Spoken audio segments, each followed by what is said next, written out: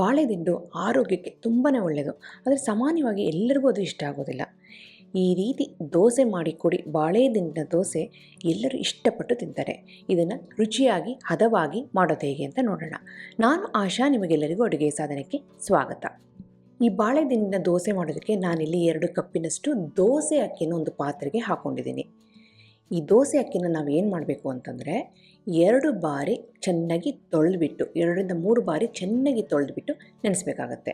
ದೋಸೆ ಅಕ್ಕಿನೇ ಹಾಕಬೇಕಾ, ಇಡ್ಲಿ ಅಕ್ಕಿ ಹಾಕ್ಬೋದಾ, ಅಥವಾ ಮಾಮೂಲಿ ಸೊಸೈಟಿ ಅಕ್ಕಿ ಹಾಕ್ಬೋದಾ ಅಂದರೆ ಆರಾಮಾಗಿ ಹಾಕ್ಬೋದು. ಆದರೆ ದೋಸೆ ಅಕ್ಕಿ, ಸೊಸೈಟಿ ಅಕ್ಕಿ ಹಾಕಿದರೆ ಈ ದೋಸೆ ತುಂಬಾ ಚೆನ್ನಾಗಿ ಬರುತ್ತೆ. ಇಡ್ಲಿ ಅಕ್ಕಿ ಹಾಕಿದರೆ ಸ್ವಲ್ಪ ಡಿಫ್ರೆಂಟಾಗಿ ಬರುತ್ತೆ.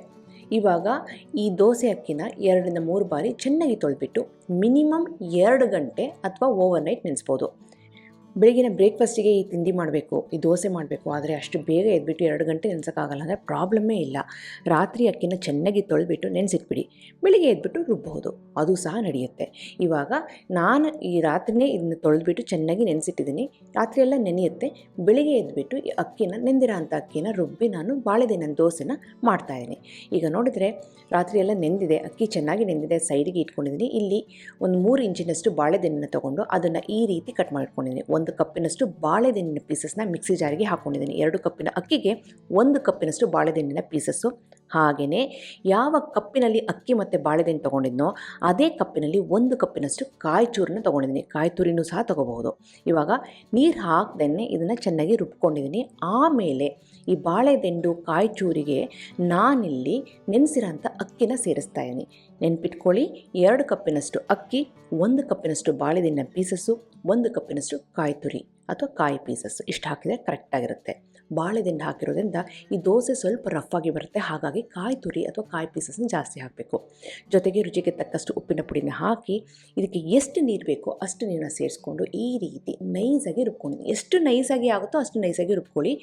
ಬಾಳೆದಿಂಡನ್ನು ಸೇರಿಸಿರೋದ್ರಿಂದ ಅದ್ರಲ್ಲಿ ಜಾಸ್ತಿ ಸಿದ್ರಿರೋದ್ರಿಂದ ಅಷ್ಟು ನೈಸಾಗಿ ಬರಲ್ಲ, ಸಾಧ್ಯವಾದಷ್ಟು ನೈಸಾಗಿ ರುಬ್ಕೊಳ್ಳಿ. ಇಲ್ಲಿ ಬಾಳೆದಿಂಡಿನ ದೋಸೆ ಹಿಟ್ಟು ರೆಡಿಯಾಗಿದೆ. ಇದನ್ನ ಹುಳಿ ಬಸೋ ಅವಶ್ಯಕತೆಯೇ ಇಲ್ಲ. ನೀರು ದೋಸೆ ಹೇಗೆ ನಾವು ತಕ್ಷಣ ರುಬ್ಬಿ ಹಾಕ್ತೀವೋ, ಅಡೆ ದೋಸೆ ಹೇಗೆ ರುಬ್ಬಿ ಹಾಕ್ತೀವೋ ಅದೇ ರೀತಿ ಇದನ್ನು ಸಹ ಹಾಕೋದಷ್ಟೇ. ಈಗ ಹಿಟ್ಟು ರೆಡಿಯಾಗಿದೆ. ಇಲ್ಲಿ ದೋಸೆ ಕಲ್ಲು ಸಹ ಚೆನ್ನಾಗಿ ಬಿಸಿಯಾಗಿದೆ. ಬಿಸಿಯಾಗಿರೋಂಥ ದೋಸೆ ಕಲ್ಲಿನ ಮೇಲೆ ಸ್ವಲ್ಪ ಎಣ್ಣೆ ಸವಕೊಂಡು ಅದ್ರ ಮೇಲೆ ಸ್ವಲ್ಪ ನೀರನ್ನ ಚಿಮ್ಮಿಸ್ಕೊಂಡು ಈಗ ದೋಸೆ ಕಲ್ಲನ್ನು ರೆಡಿ ಮಾಡಿಕೊಂಡು ಮಾಮೂಲಿ ದೋಸೆ ಹೇಗೆ ಹಾಕ್ತೀವೋ ಅದೇ ರೀತಿ ಹಾಕೋದಷ್ಟೇ. ಇದಕ್ಕೆ ಉದ್ದಿನ ಬೇಳೆ ಅವಶ್ಯಕತೆ ಇಲ್ಲ. ಇದನ್ನು ಡೈರೆಕ್ಟಾಗಿ ಇದೇ ರೀತಿ ಹಾಕೋದಷ್ಟೇ. ಆಮೇಲೆ ದೋಸೆ ಹಾಕಿದ ಮೇಲೆ ಬೇಕು ಅಂದರೆ ಇದ್ರ ಮೇಲೆ ಎಣ್ಣೆನೋ ತುಪ್ಪನೋ ಹಾಕ್ಕೊಂಡು ಮುಚ್ಚಿಬಿಟ್ಟು ಲೋ ಟು ಮೀಡಿಯಮ್ ಫ್ಲೇಮಲ್ಲಿಂದ ಬೇಯಿಸಬೇಕು. ಒಂದು ಸೈಡು ಬೆಂದಾದಮೇಲೆ ಮತ್ತೆ ತಿರುಗಿಸಿ 2 ಸೈಡು ಸಹ ಬೇಯಿಸಬೇಕಾಗುತ್ತೆ. ಇದು ಕಲ್ಲರು ಇದೇ ರೀತಿ ಬರುತ್ತೆ, ಬೆಳ್ಳಗೆ ಬರುತ್ತೆ, ಬ್ರೌನ್ ಆಗೋದಿಲ್ಲ. ಇದಕ್ಕೆ ಯಾಕೆಂದರೆ ನಾವು ಉದ್ದಿನ ಬೇಳೆ, ಮೆಂತ್ಯಕಾಳು ಏನು ಹಾಕಿಲ್ದಿರೋದ್ರಿಂದ ಕಲ್ಲರು ಇದೇ ರೀತಿ ಬರುತ್ತೆ. ಇನ್ನೊಂದೇನು ಅಂತಂದರೆ ಈ ದೋಸೆನ 2 ಬದಿನೂ ಚೆನ್ನಾಗಿ ಬೇಯಿಸಿದರೆ ಒಳ್ಳೆಯದು.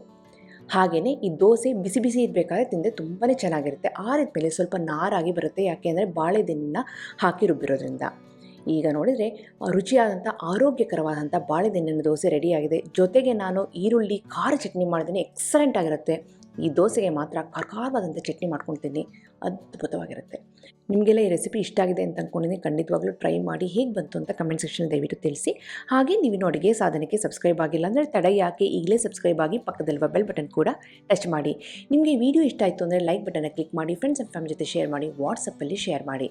ಮತ್ತೊಂದು ಇಂಟ್ರೆಸ್ಟಿಂಗ್ ರೆಸಿಪಿಯೊಂದಿಗೆ ಭೇಟಿ ಆಗ್ತೇನೆ. ಅಲ್ಲಿವರೆಗೆ thank you, bye bye, see you.